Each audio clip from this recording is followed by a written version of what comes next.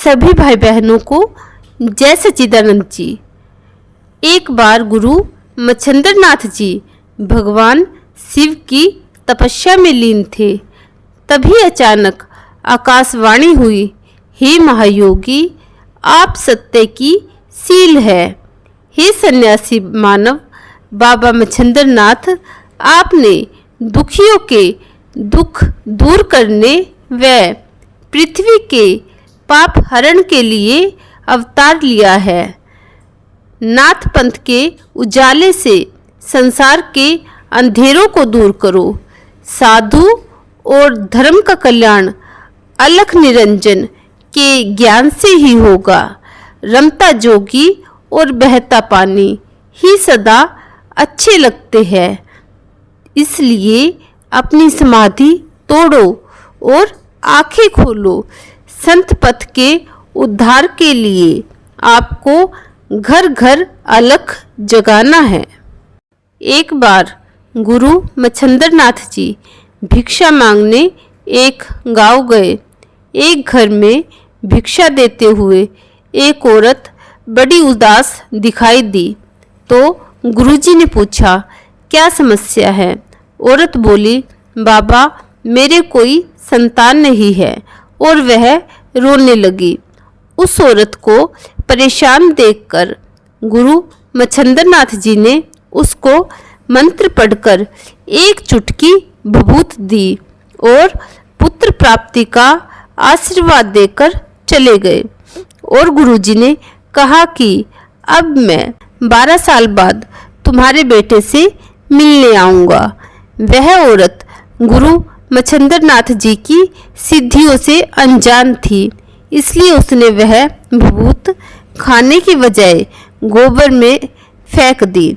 जबकि गुरु मच्छिंद्रनाथ जी की सिद्धि इतनी प्रबल थी कि उनकी भभूत कभी बेकार नहीं जाती थी। कुछ वर्ष बीत जाने के बाद एक बार गुरु मच्छिंद्रनाथ जी अपने शिष्यों के साथ भगवान शंकर की आराधना करने जा रहे थे।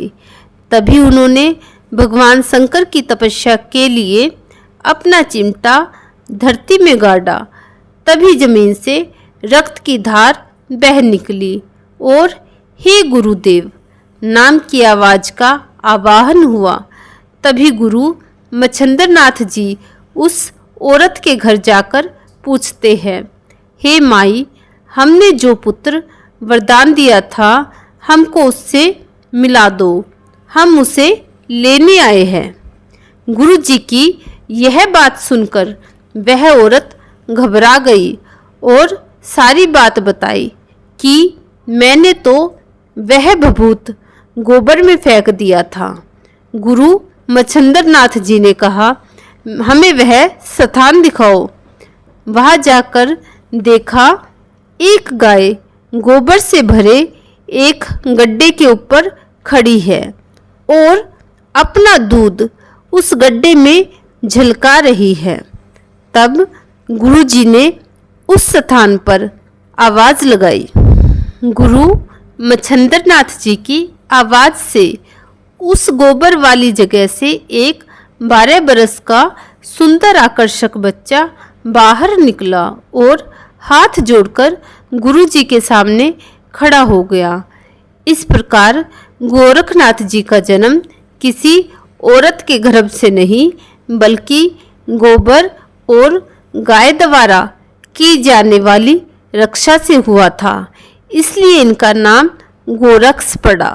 इस बालक को गुरु मच्छिंद्रनाथ जी अपने साथ लेकर चले गए और यही बालक गुरु गोरखनाथ बने।